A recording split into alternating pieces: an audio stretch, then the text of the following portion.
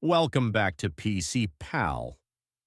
In today's video, I'll show you how to compress files and create a zip folder in just a few simple steps. First, select the file or folder you want to compress.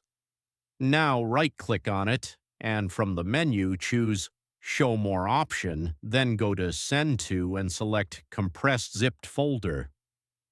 Within seconds, your compressed zip file will be created. Now go inside the zipped folder and check for the files. Then go to the original file and open Properties. Next, go to the zipped file and open Properties. Now you can compare the file sizes. They are already reduced.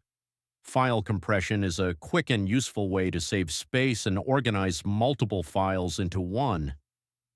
If this tutorial helped you, don't forget to like, share, and subscribe for more easy guides.